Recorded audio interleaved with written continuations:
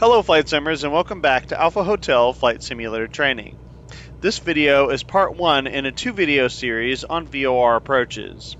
In this video we'll talk about how VOR approaches are designed and how to fly them, and then demonstrate how to fly a basic VOR approach in the G1000 equipped Cessna 172. In video 2 we'll take a look at how to fly a less common type of VOR approach. Before we begin this video, it's a good idea to be familiar with the basics of instrument flight as well as the basics of flying instrument approaches. You should also be familiar with the basics of VOR navigation and the use of distance measuring equipment, or DME. It's also a good idea to be familiar with procedure turns and descending on an instrument approach without vertical guidance. You should also be familiar with the G1000 avionics suite as well. We won't be using the GPS functions of this unit to fly the approach, but we will be using many of the other features. I'll leave links to all of those videos as well as a link to the entire instrument flying playlist in this video's description. So what is a VOR approach? A VOR approach is an instrument approach that uses a VOR radial for course guidance to a runway or airport. If a VOR is located near an airport, oftentimes a radial from that VOR will align with one of the airport's runways and can be used for lateral guidance to that runway on an instrument approach. If the VOR is situated in such a way that no radial from it lines up with a runway, it can be used for a circling only approach. We'll talk about those types of approaches in another lesson. VOR approaches can be designed in a few different ways. If the VOR is located between about 5 and 10 miles from the runway or airport, the VOR serves as the final approach fix. You fly a radial inbound to the VOR, fly over the VOR, and then fly a radial outbound from the VOR while descending towards the runway. This is the type of VOR approach we'll look at today and fly in this video. If the VOR is not located between about 5 and 10 miles from the runway or the airport, the VOR can't be used as a final approach fix. So the final approach fix will typically be a DME, VOR cross radial, or even an NDB cross bearing fix. This approach is typically a little easier to fly, as you just have to track a single VOR radial and descend when you reach the final approach fix. You don't have to worry about crossing over a VOR, though sometimes the VOR will serve as the missed approach point. So to look at a couple of examples of how this would work, we have the VOR approach to runway 3 at Accomack County Airport in Melfa, Virginia. And you can see it is based on the Cape Charles VOR, is the VOR you use or VORTAC you use for navigation, but it is located almost 21 miles away from the field. So 21 miles out would be way too early to descend to your MDA. So instead, the Cape Charles VOR is an initial approach fix, and you track the 042 degree radial, and then it's not until you get up to Exmoor, which is 15 miles away from Cape Charles VOR, that serves as your final approach fix. Then you can descend down to your MDA, and then the missed approach point is identified with 20.8 DME away from Cape Charles VOR. That's when you know you've reached the threshold and you need to go missed approach if you don't see the runway. Another case where you would have this type of approach is if the VOR is located on the opposite side of the airport from the runway you want to make the approach to. That's the case here with the VOR to runway 16 into Lufkin, Texas. This is actually the opposite direction runway from the VOR approach we're going to shoot today. And you can see here that the 332 degree radial lines up with the runway, but the VOR is on the other side of that runway. It actually serves as the missed approach holding point. And so we can track this 332 degree radial inbound towards the runway on a 152 course. And then when we get to Aurora, which is 10.4 DME from Lufkin, that's our final approach fix, and that's when we can descend down to our MDA. Once we hit 4.8 DME, that's our missed approach point. That's when we know if we don't see anything, we need to go missed approach. A final type of VOR approach you can run into is one where the VOR is located at the field and you track a radial to the VOR to fly the approach. This type of approach is unique in that it does not have a final approach fix. It typically just has a procedure turn, and once you're established on the inbound course, after completing the procedure turn, you can descend to the MDA. This type of approach is useful for aircraft that have limited avionics, as all you need to fly the approach is a single VOR receiver, but it's not terribly precise. We'll talk in more detail about how to fly this type of approach in our next video. There are also VOR approaches designated VOR/DME approaches, which simply means that you need distance measuring equipment or DME to legally fly that approach. And civilian users can also use the VOR approach from any procedure designated as a VOR or TACAN approach. Before the advent of GPS approaches, VOR approaches were one of the most common types of non-precision approaches, and there are still over 1,000 of them that you can fly in the U.S. today, making them good backups for GPS approaches at fields that don't have an ILS or localizer approach. I also want to mention that VOR approaches in flight sim are just a little bit off. Usually the VOR radials are off in the sim by just a few degrees. It's not enough to cause a huge problem, and all the VOR approaches I've flown in the sim are still usable. Just be aware that when you break out, you might not be exactly where the chart depicts that you should be. For example, we're going to fly the VOR to runway 34 into Lufkin, Texas today. And if you look at where the course comes in on the airport diagram, it's pretty much straight in like you would see on a localizer or a ILS type approach.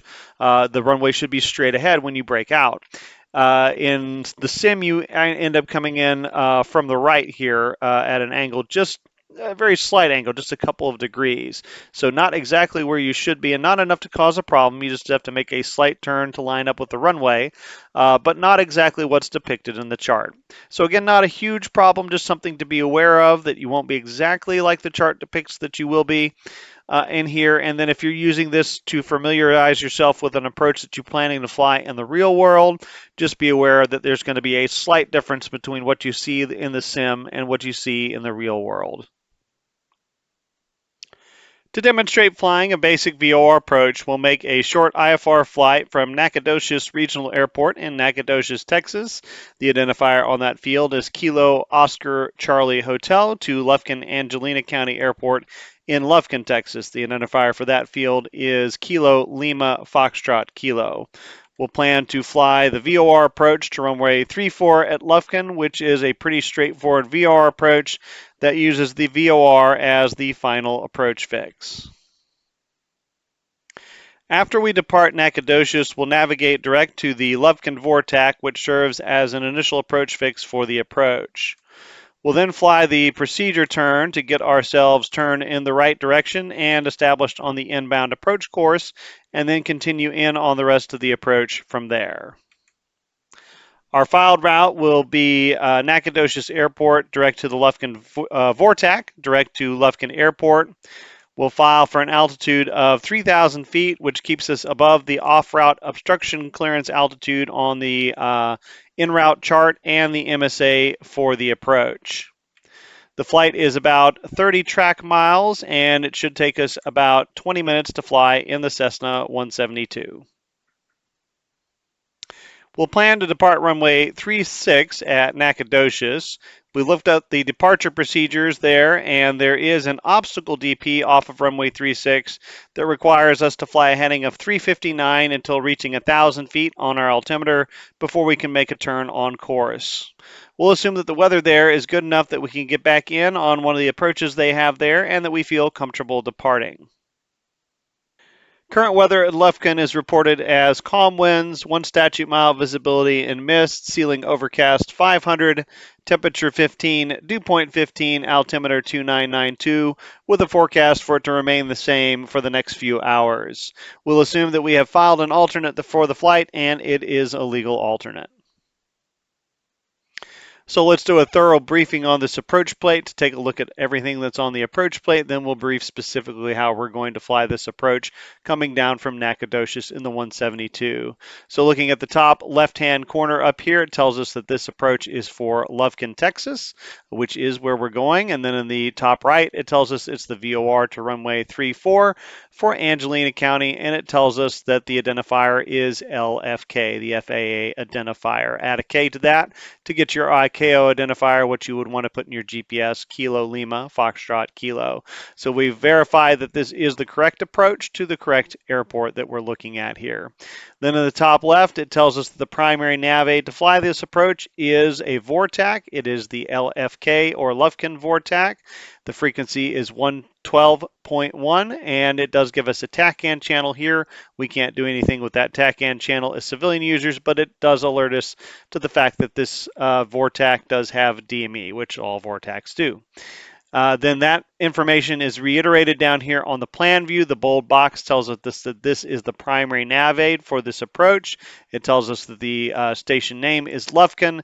It gives us the frequency. It gives us the 3-letter identifier, and then it spells that out in Morse code. If we weren't flying a G1000 and we needed to listen to the identifier, we know what to listen to make sure that it is operational and that we're listening to the correct radio. Again, it gives us the channel information, which as civilian users just tells us that it has DME, and then it tells us this is an initial approach fix, and this is the initial approach fix we are going to use to get on the approach. Going down to the next line, we have a black T in here, which tells us that this airport has an obstacle DP, or it has non-standard takeoff minimums, or it has obstacle departure notes. That is not a factor for us as an arrival, but we would need to check this if we are departing out of here under IFR. And then the A tells us that it has non-standard minimums for using this airport as an alternate. Again, not really applicable to us as an arrival. It gives us some notes here. It tells us that runway 34, the helicopter visibility reduction below 1 statute mile is not authorized. We don't really care about that because we are not a helicopter. And then it says the straight in to runway 34 is not authorized at night, and the circling to runway 1625 and 34 is also not authorized at night. So at night, the only thing you can do at this airport on this approach is circle to land runway 7, I'm assuming because it has approach lights. But we are flying this approach during the day, so that is also not applicable to us. It then tells us that the missed approach procedure is to climb to 900 feet, then make a climbing left turn to 2,000, while we make a left turn direct to Lufkin VOR and hold. That is depicted on the plan view as well. Climb straight ahead to 900, then make your left turn over towards the VOR, and then it depicts the missed approach holding pattern. It also gives us that down here in the profile view. Straight ahead to 9,000, left turn to 2,000, go to Lufkin VOR. It gives us all the radio frequencies that we're going to need in the order that we're going to need them. First, you get the weather on the automated surface observation system, and then you talk to Houston Center. They are considered approach control for this airport, so they will issue your approach clearance. And then you have a Unicom that also doubles as your common traffic advisory frequency. Unicom, of course, is not emulated in Flight Simulator. That's where you call to get fuel. But if you want to simulate going over to common traffic advisory frequency and making your traffic position calls, you can do that. The little L here tells us that it is pilot control lighting in the real world, but again, that's not emulated in Flight Simulator. The lights will always be on. Next, we'll hop down and take a look at the plan view. We do have some water depicted over here, so we're aware of that. Where that is, not really a factor for us, nowhere near us or our route. It has numerous obstacles here that all depict the altitude our altimeter read if we were to hit the top of that obstacle, and then the highest one is up here at the top. We can tell it's the highest one because it is a bigger symbol with bigger lettering. There are several obstacles near the airport that we need to be aware of, but they are all well below our MDA. So should not be a factor, just needing to know that they are nearby. We already mentioned that it shows that Lufkin is one of the initial approach fixes that you can use to get on the approach. That's the one that we will use.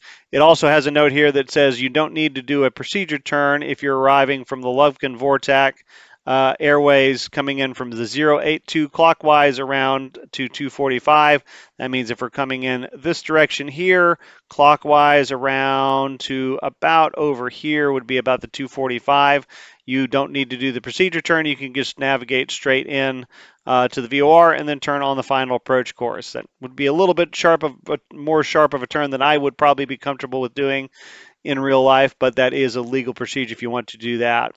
We also have initial approach fixes at Wellrow and Kyler intersections where you can get on the DME arc and fly the DME arc onto the intermediate segment as well. We have our procedure turn depicted out here, so that's the way that we'll fly it. We'll talk about exactly how that's going to work here in just a little bit. And then we also have our MSA depiction, our minimum safe altitude. It tells us that as long as we are within 25 nautical miles of Lufkin VOR, 2,400 feet will give us our legal obstacle clearance minimums. Again, this is just an emergency altitude. We cannot descend down to this altitude without clearance from ATC, and we're not going to use this altitude at all. We're going to cross the VOR and then descend down to our outbound procedure altitude.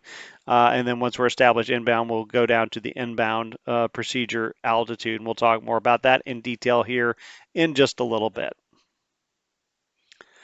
Looking at the airport diagram on the top left, it tells us that the airport elevation is 296 again. We were told that up at the top of the chart as well. It also reiterates that the touchdown zone elevation for this runway is going to be 286 feet. That will become important when we want to calculate our descent cross check points. It gives us the airport diagram and the taxiway diagrams. It gives us the length and widths of both runways. And then it shows us that we have approach lights on runway 7. We have the rotating beacon. It tells you how high that is. We have a VASI on runway 16, a PAPI on runway 25, and then a VASI on runway 34. So we'll be able to look for that once we break out. It also shows that we have a displaced threshold over here, not much of one.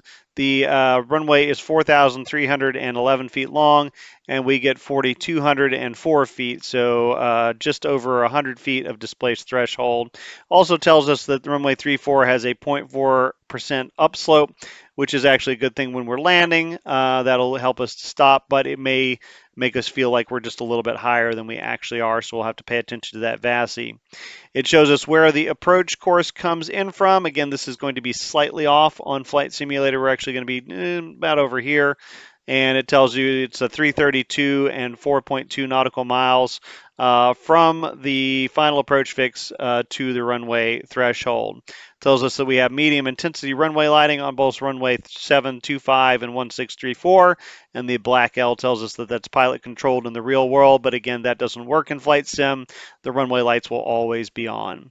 Down here we have the distance from the final approach fix to the missed approach point and the time that it would take you to get from the final approach fix to the missed approach point at various ground speeds. You have this here so that if you do not have DME to identify your missed approach point, you can actually time it. What we would want to do is average between the 60 and 90 to get what the time would be for 75 knots, and that would get us a good estimate of that. And then we would start timing at the VOR, and then when we hit that time, we would know that we have reached the runway threshold, and if we don't see anything, we need to go missed. But we can also identify the missed approach point as 4.2 DME from Lufkin VOR, so we don't need to do that on the G1000 equipped 172. So that is not something we need to worry about in the aircraft that we're flying. So looking at the plan view, they again have the graphical depiction of our missed approach point or our missed approach procedure over here. It does have a little note over here that tells us that the VASI and the visual descent angle that it lists down here are not coincident. They are not the same.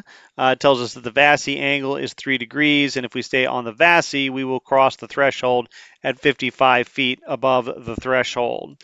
It gives us some procedure altitudes here. We're going to track the 152-degree radial outbound for this procedure turn. Once we cross the VOR and start tracking that 152-degree radial outbound, we can descend down to 2,000 feet, and we'll talk in details about how we're going to do that here in just a second. It does tell us that for this to be a valid altitude, we need to stay within 10 nautical miles of the VOR. And then once we get established, we do the procedure turn around, and get headed back inbound. And we are established on the approach course inbound, we can go down to 1,800 feet. So we'll track that 152-degree radial inbound, and the VOR-TAC, when we cross the VOR-TAC, tells us that we have reached the final approach fix, and we could descend down to our MDA, where we're actually going to use a DDA. So the Lufkin VOR-TAC is marked with a Maltese cross that shows us That is the final approach fix. That is where we can descend down to our MDA, or in our case, a DDA. It tells us that if we want to make a continuous descent final approach, the angle we want to use, the visual descent angle, is 3.34, and we will work out how that is going to work for us here in just a little bit, and that we will cross the threshold at 55 feet above the threshold if we stay on that visual descent angle. It tells us that it is 4.2 nautical miles from Lufkin Vortex to the threshold, and then it tells us that the missed approach point is 4.2 nautical miles from that vortex. So if we have gotten to 4.2 nautical miles and we have not seen anything, we do need to go missed approach, although again, we're going to use a continuous descent final approach. So we're going to ascend from our platform altitude at the final approach fix down to a DDA. And then when we get to that DDA, we will go missed approach if we don't see anything. It shows our minimums down here. So it says for straight into runway 34, it has categories A and B have the same minimums. Categories C and D have slightly higher minimums. We are Category A aircraft, so that's all we're concerned with. Our MDA is going to be 680 feet. Required visibility is 1 statute mile visibility, and that 680 feet is going to be 394 feet above the touchdown zone elevation. And again, the minimums in the parentheses are for military and not applicable to us. It also gives us circling minimums, so we can look at those. But again, we are not planning to do a circling approach, so those are not applicable to us. So let's talk about specifically how we're going to fly this approach in the 172. So we'll be approaching the Lufkin VOR from roughly due north, coming in this direction. So what we're going to do is we're going to navigate direct to Lufkin VOR. Once we hit the VOR and get the flip from the to the from, we will turn and we will track the 152-degree radial outbound to start the procedure turn. So we will intercept and track this 152-degree radial outbound. That will be a 152-degree course, and we're going to track that outbound for 2 minutes. So we'll time this for 2 minutes. Once we get to the end of the 2 minutes, we'll go ahead and turn left to a heading of 107 as depicted on the chart right here, and we're going to fly that heading for 1 minute. So once we get established on the 107 heading, we'll start our timer and fly outbound on that heading for 1 minute. At that point, we're going to make a 180-degree turn back to the right, and that will be a 287-degree heading that we're going to fly. And we will fly that heading to intercept and track the 152-degree radial inbound, which will be that 332-degree course. You can time this leg if you'd like to, just to know when the course is going to start moving in. It should start moving in at about 1 minute in a zero wind condition, but it actually comes off the wall fairly quickly, and it's you'll be far enough away from the VOR if you use this 2-minute leg outbound here that it will not move that fast and it will be easy to intercept. When we cross the VOR going outbound to track this particular leg right here and start our 2-minute leg, we can go ahead and descend from 3,000 down to 2,000. And then once we get established inbound on the course inbound, we're on the radial, we can go ahead and get down to 1,800 feet.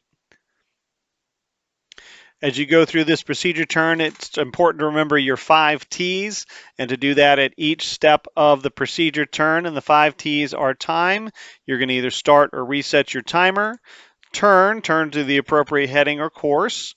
Twist, set your OBS course to where it needs to be.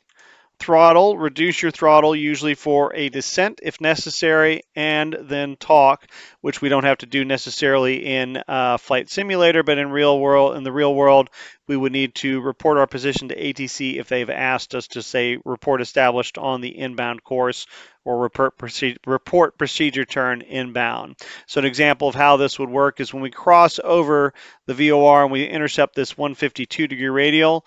When we get the flip from the from to the to, or from the to the from flag, we're going to start our timer to time that 2 minutes. We're going to turn to a heading of 152. We're going to twist our OBS course so that it's on with 152 and we can intercept that course.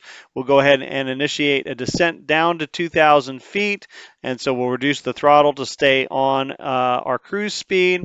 And then if they've asked us to report passing the VOR, we'd key the mic and say, Cessna 172 Golf Hotel, is crossing Lovekin VOR, procedure turn outbound.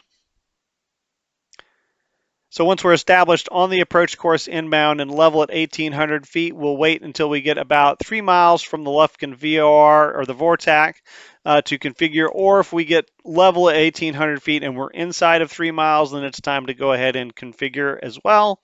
That's going to look like pretty much any other approach that we've done. We're going to bring the power to 1,800 RPM.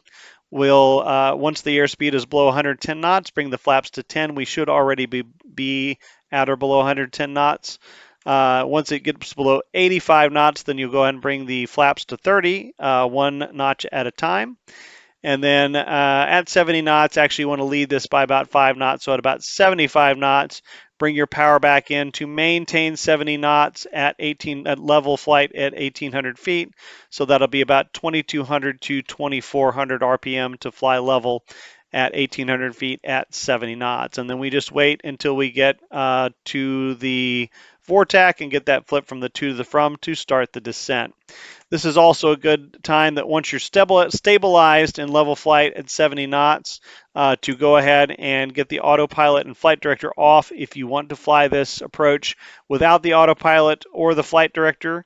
I'm going to fly this approach with the autopilot, but if you want to do it without the autopilot or without the autopilot and the flight director, this is a good time to go ahead and turn that off. This is also a good time to go ahead and accomplish your before landing checklists. It's also probably about the time you're going to get handed off to the common traffic advisory frequency and start making your position calls on that frequency as well. So once we cross the Lufkin VORTAC, which we can tell we've done that when it flips from a to a from indication on our CDI, then we go ahead and start our descent down to the MDA, or in our case, a derived decision altitude, or DDA. We'll talk more about that here in a little bit, but we are going to use a continuous descent final approach where we use a targeted descent rate to stay on the visual descent angle for the approach.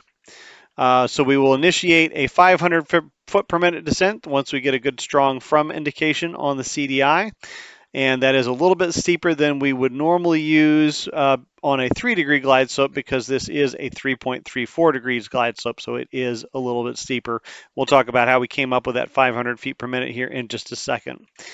We'll reduce the power to 1,719 RPM to maintain our 70 knots in the descent. And again, this is a little less power than we normally use on a 3-degree glide slope because we're coming down a little faster.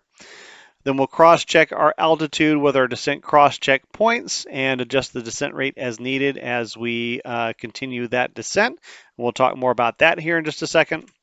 And then we will track the VOR radial with small changes in heading. When we get the flip from the to the from, we may have to make a small turn to intercept the radial on the other side of the VOR, no more than about 5 or 10 degrees to do that. And then once we get centered up, we keep it in the center with small changes in heading. We transition to a visual landing once the required visual cues are in sight, or we execute the missed approach when appropriate, either when we reach the derived decision altitude, or DDA, or any time prior to that we feel this approach has become unstabilized or unsafe. So to perform a continuous descent final approach where we are descending on a consistent descent rate and a consistent descent angle, there are 3 things that we need to do. First, we need to calculate a derived decision altitude. Then we need to calculate our target descent rate to track that visual descent angle on the approach, or VDA. And then we need to calculate descent cross-check point. So let's look at how to do all of that. So the first step is the easiest. That is calculating your derived decision altitude. All you do for that is add your MDA, or add 50 feet to your MDA, and that gives you your derived decision altitude, or DDA. So our MDA is 680 feet. 680 plus 50 equals 730. Again, pretty straightforward on that. The next thing we need to do is calculate our descent rate for this visual descent angle. So this says to stay at a constant angle, we need a 3.34 degree descent angle, or visual descent angle, on this approach. And so we need to know at what rate we need to go down to maintain that descent angle. So if we look at our climb descent table, that the FAA provides us. You can Google for this, or you can go to the beginning of any TERPS procedure, and it will give you this table, or you can just look at it in the video here. And it only gives us descent angles for 3.3 degrees and 3.4 degrees, so we're going to average out between the two. It also gives us what the descent rate needs to be at 60 knots on those angles and at 90 knots, and we need about 75 knots, so we'll have to average between those. So at a 3.3 degree angle, descent rate at 60 knots would need to be 350 to stay on the glide slope, and at 90 knots would need to be 526. At 3.4 degrees, it would be 361 and 542. So we average all four of those numbers together to give us a 3.5 degree or 3.35 degree angle at 75 knots, and that comes out to be 445 feet per minute. So that will be our targeted descent rate when we hit the final approach fix. That's about what we want to do. Unfortunately, we can't do 450 on the G1000, and what has worked really well on the demonstration approaches I've done so far has been to wait until you get a good strong from indication and then go down at 500 feet per minute, and then probably about 2 miles out you'll need to reduce that back to about 400 feet per minute, and that will keep you on the path. So the final thing we need to do to fly this approach as a continuous descent final approach is to calculate descent cross checkpoints to make sure we're staying on that vertical descent angle. So first we need to know the vertical descent angle, which we already said was 3.34 degrees. We need to know our threshold crossing height. We should be 55 feet above the runway threshold as we cross over the runway threshold if we're on this visual descent angle. And then we need to know the touchdown zone elevation. What will our altimeter read as we're sitting on the touchdown point of this runway? It should read 286 feet. So the next thing that we need to do is we need to calculate how many feet we will be above that threshold crossing height for every nautical mile we are away from that runway threshold. And so we'll use 3.35 degrees, even though it's 3.34, it should get us pretty darn close. So we go over here to our climb descent angle, and then it tells us over here how many feet per nautical mile you will be as you move away from the runway. But unfortunately, it has a 3.3 degree angle and a 3.4 degree angle, so we'll have to average that too, and that comes out to be 356 feet. So for every mile we move away from the runway, we should be 356 feet higher above the threshold crossing height. So what will our altimeters say as we cross the threshold? We're going to cross the threshold at 55 feet above the threshold. The threshold or the touchdown zone on that runway is 286 feet. That's what our altimeter will read if we're on the runway threshold on the ground. So 55 plus 286 means if we cross the threshold on that visual descent angle, we should cross it at 341 feet on our altimeter. Now let's move back a mile away from the threshold. That means we're moving a mile closer to the VOR. The threshold is located at 4.2 DME, so a mile closer is going to be 3.2 DME. Add 356 feet to our 341, and we get 697 feet. And this will be just above the MDA, so we should be looking out the window at this point. If we move one more nautical mile from the threshold, that's moving one more mile closer to the VOR. So at 2.2 DME, we add another 356 feet to this, and we come up with 1053. At 3 nautical miles away from the threshold, which is 1 mile closer to the VOR, so 1.2 DME, add another 356 feet, we should be at 1,409 feet. And then at 4 nautical miles from the threshold, which is only 0.2 DME away from the VOR, and honestly, we'll probably have just crossed the VOR and be starting our descent, so we really won't have time to cross-check this one. But if we could, should say about 16 or 1765. But we will be pretty busy with initiating our descent and all that sort of stuff. So what I'll do is write all these down and or take a screenshot so that I have it for reference as I'm flying the approach. And then as I get to each of these DME fixes, I will check whether I am low or high and make an adjustment. If I am higher, say than 1409, when I get to 1.2 DME, I need to increase the descent rate. If I'm lower than that, I need to decrease the descent rate. and then I'll cross-check that on the way down until I get to the DDA, at which point I'll look up and see if I've got the runway in sight. And if all of that discussion is super confusing to you, I do a deep dive into this topic. So I will leave a link to that video. Again, we talked about it a little bit at the beginning of the video, but it is a deep dive where I go in and explain in depth how the different methods you can use for descending when you don't have any sort of vertical guidance, and we do a deep dive into how to perform that continuous descent final approach method and what the advantages and disadvantages of both methods are. I'll also mention that if you want to use the dive and drive technique, which is the other technique where you hit the final approach fix and then descend rapidly down to your MDA or MDA plus a buffer and then fly forward until either you see the runway and make the visual descent for landing or you hit the missed approach point and execute the missed approach, you're more than welcome to use that technique. I'm just going to be demonstrating the continuous descent and final approach technique. All right, so let's take a look at how to set up for this flight. We will do this from the world map and go from top left to bottom right like we usually do. So to set up the aircraft, we will go to aircraft selection. We're looking for Cessna 172 Skyhawk G1000. You will not see Arista Blue unless you have this particular third-party livery that I have here. Liveries, you can do whatever you want with that. Weight and balance, we'll do 2 full tanks, 28 gallons each. And then the two 170-pound passengers, no failures, and customization, you can do whatever you would like to do there. We're going to select our airport. We will put in Kilo Oscar Charlie Hotel, and that is Mangham Regional in Nacogdoches. That's the airport that we want. And you can either start on runway 36 or you can start on the ramp, whichever you would prefer.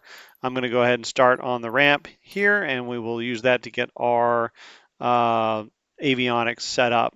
As far as flight conditions, I like to do just a mid-June day at noon, so we'll set up the time there. We will set up the weather once we get in the sim, or we'll set up the date here. We'll set up the weather once we get in the sim, and then we'll set the time on the bottom left-hand corner. There we go there. We got that set at noon. And then we go ahead and click on fly, get into the sim, and set up the weather. All right, so now we get into the weather menu and we'll set up the weather for the flight. The first thing we'll do is set the cloud coverage here. Actually, before we do that, make sure that your altitude calculation is set to AMSL above mean sea level. That way you don't get a sloping cloud base as you change over different elevations on the land on the sim. So we will put our coverage, well, first of all, we'll go in here and select our lowest cloud layer. We'll select the coverage to overcast, 100%. Density we'll put at 0.5. That will give us about 1 mile of visibility so that we can get in and have legal visibility for the approach. The scatter, it really doesn't matter what you do with that when you have overcast coverage, but we do have it set to 0. I've set the tops to around 10,000, which will make sure that we don't break out of the top. And then what I do is I take the minimums and subtract 1,000 feet and then round up to the next highest 100. And that will give us a basis of negative 200 feet is what we'll set there. And again, that should have us breaking out roughly 100 feet above minimums or so. As far as the rest of the settings, again, altitude calculation to AMSL. I do not put any precipitation in there. If you do so, it might reduce visibility low enough that you're not going to be able to get in, so I wouldn't recommend that. Probably if you put like 0.1 or something like that, you're not going to get anything too bad if you want that for effect. Snow depth, probably don't want that on a nice warm day. Lightning, that's the effect. You can have it if you want it. It's not necessary. I do not put it in there. I've got the temperature at 75 degrees. That guarantees that we won't get into icing. Pressure is standard at 2992, and then I set the humidity at 1, which is the lowest value you can have it at, and setting it any higher than that, again, might affect visibility and might affect your ability to see the runway from the approach. So that is the weather setup. Now, and I also have set this to a memory setting using the save as function here, so I can pull this weather setting up quickly if I just want to load it quickly and go fly the approach. Now let's take a look at how to set up the avionics for the flight. All right, so now we're in the aircraft with the engine running and the avionics turned up. So let's talk about how to set up our G1000 for this flight. So the first thing I'm going to do is I'm going to put Lufkin VOR, which is 12.1, into my primary nav number 1. And you can see we're already getting a good identifier, although it doesn't look like we're getting any azimuth off of it right now. And that's really the only nav aid that we need to set up. It's the primary nav aid for the approach and for the missed approach. So that's all we really need in the nav radios. We'll set up our comm radios as we need them to get clearance and have our approach control frequencies in there. As far as the autopilot, I've got 359 set on the heading, which is runway heading, and I will go ahead and set 3000 in here, which should be my cleared altitude once I get the clearance. Altimeter set 2992. Other things that I want to do, I'll go into the PFD options. I've got the wind data turned on right now. I'm going to turn bearing pointer number 1 to nav 1, so that way when I start receiving the VOR, I'll get a bearing pointer for it and a distance. I'm also going to turn on the DME. You can see it's set to 12.1, which is Lufkin VOR, so I will get DME off of that. And that's all I think I need there. Let's see here. I will go to the timer reference. Let's see, transponder, we will get set once we get the clearance. Timer reference, doesn't hurt to do a quick review on the timer.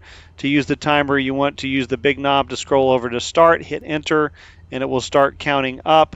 And then hit enter again, it will stop. Hit enter a third time, and it resets it back to 0. So that's how to use that for our procedure turn.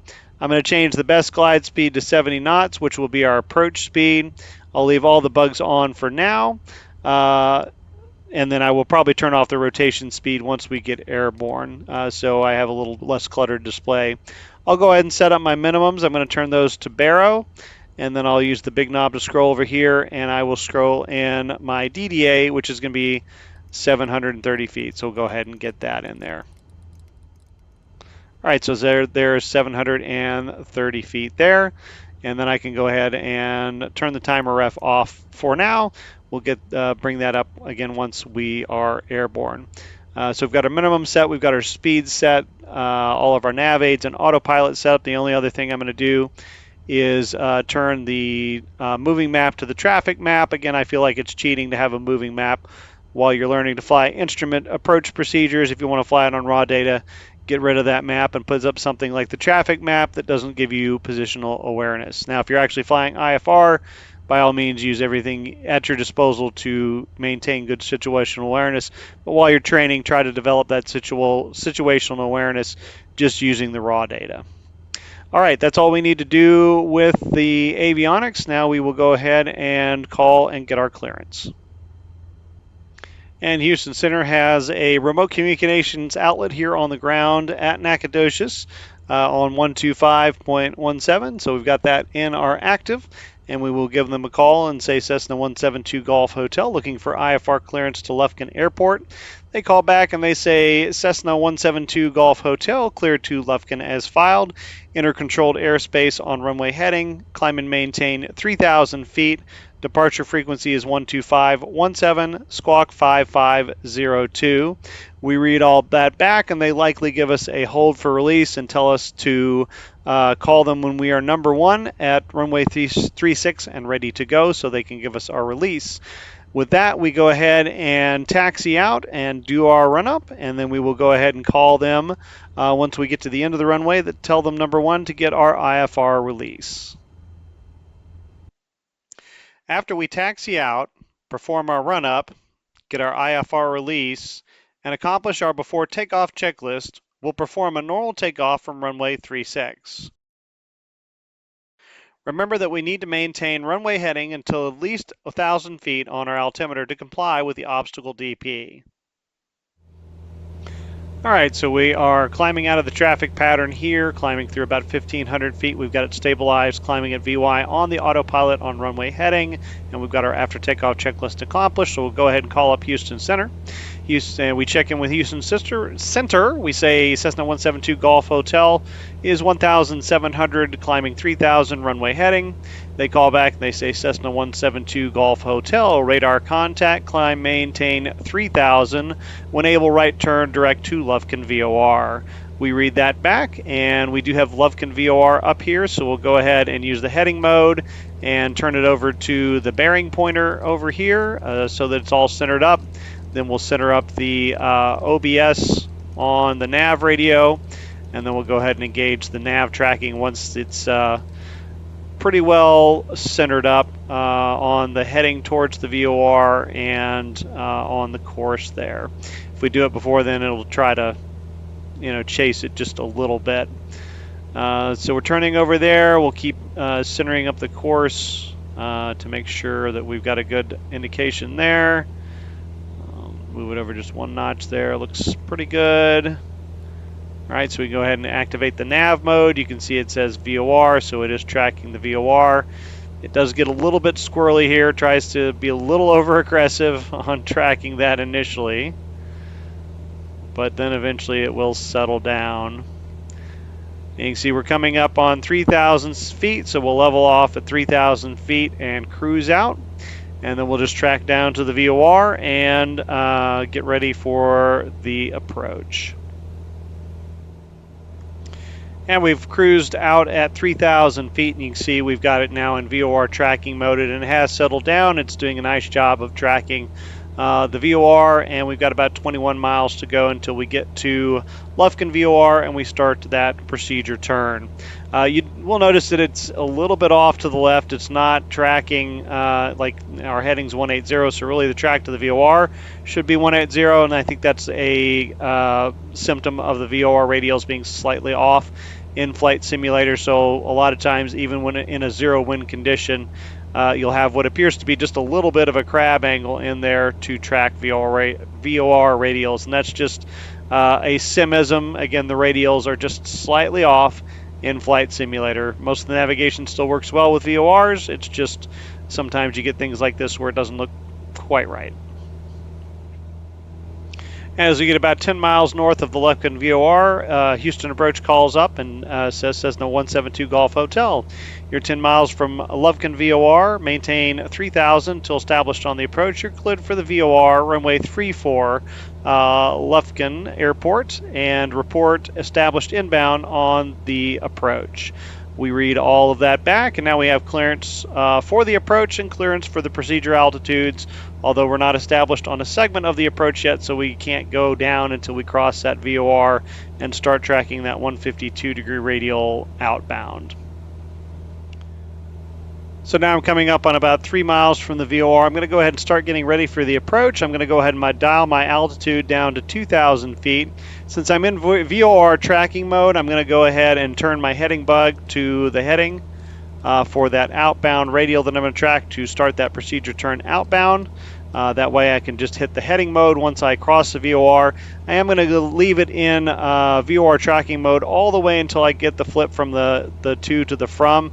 At that point it'll just go into a roll hold mode, but it does a really good job, at least in Flight Sim, of passing right over the VOR and holding that course all the way over the VOR, so I'll just let it do its thing. So once we get that flip from the to the from, we'll do our 5 T's. We'll turn and intercept that 152 radial going outbound, and we'll start timing for that 2-minute leg outbound to give ourselves space to do that procedure turn. And there's about a half a mile away. Remember, we're not going to get down to 0 because we're about a half a mile in the air, so here pretty soon we should get the flip. Okay, we've gone to not to flag. There we are, a from flag. So we'll go ahead and hit heading and get over there onto that course. That's our turn. Let's go ahead and dial in 152 on the course. We'll go ahead and start our time. So there's time. We've turned. We've twisted. I need a little more of an intercept here to get on the course.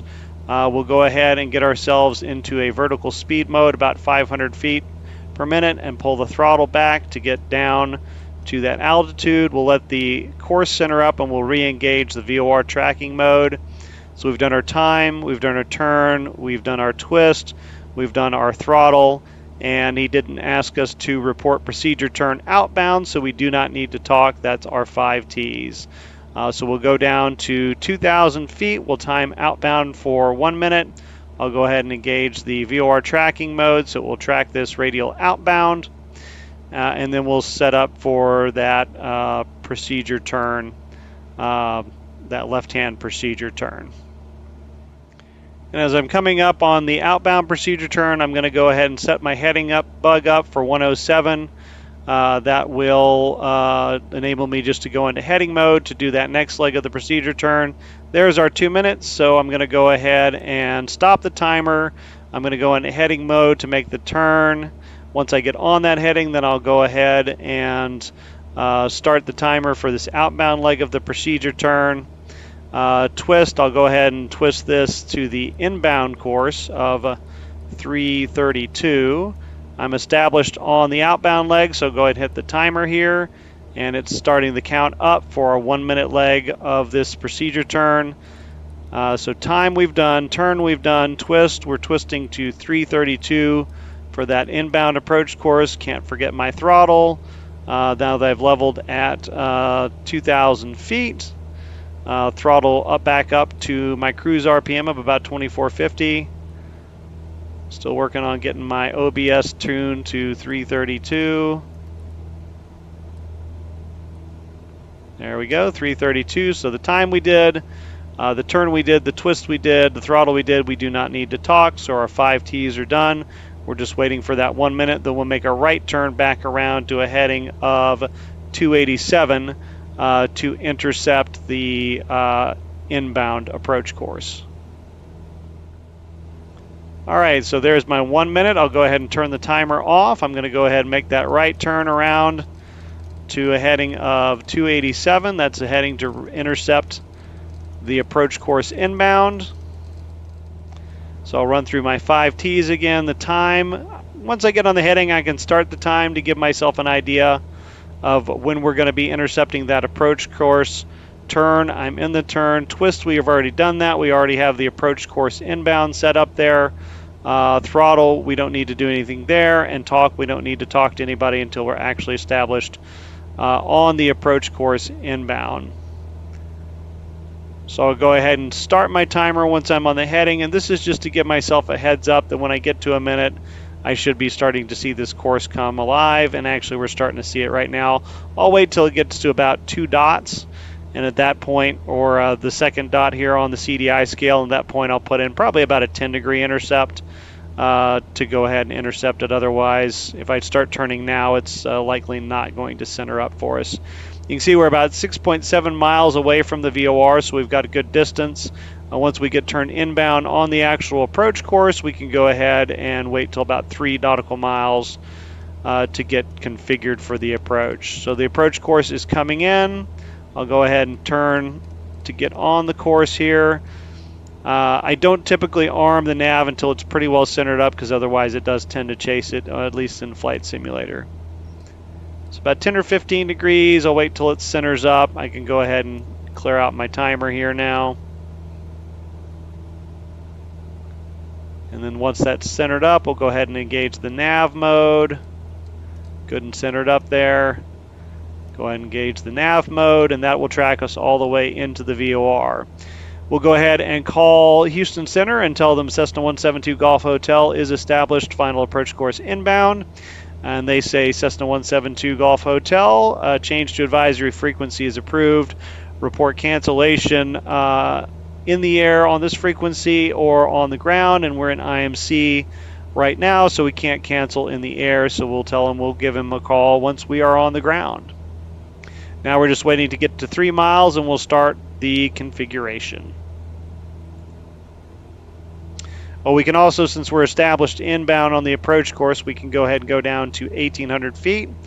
Not very far to go, so I'll just put in about a 300 to 400 foot per minute descent to get down to 1,800 feet, and should get there at about 3 miles, and then I can start that configuration process. All right, so we are level at 1,800 feet. We'll go ahead and start configuring. So I'll bring the power back to about 1,800 RPM.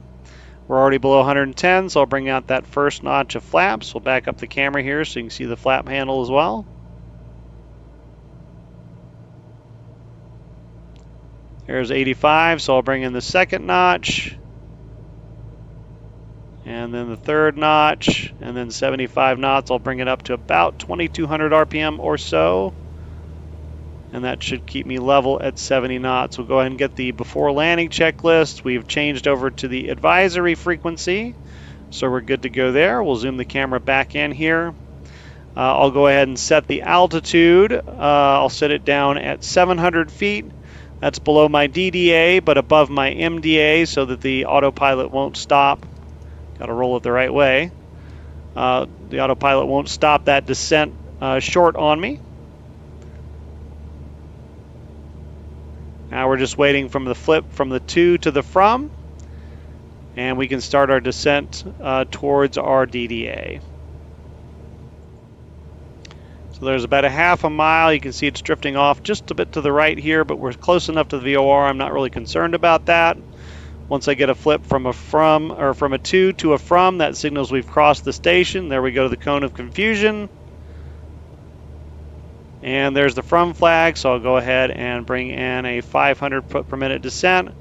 I'll reduce the power to about 1700 or so RPMs.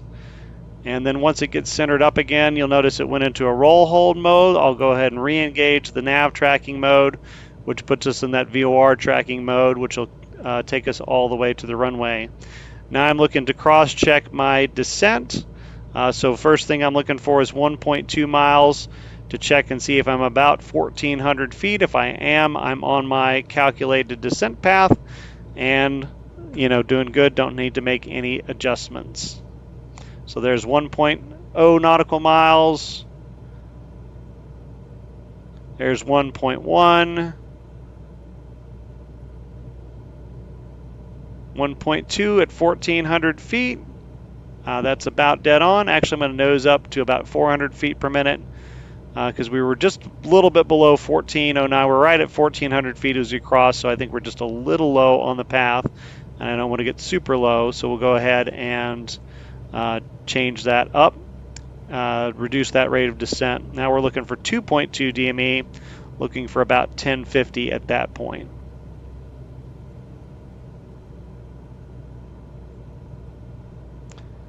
So there's 2.0 coming up, and we're 1160.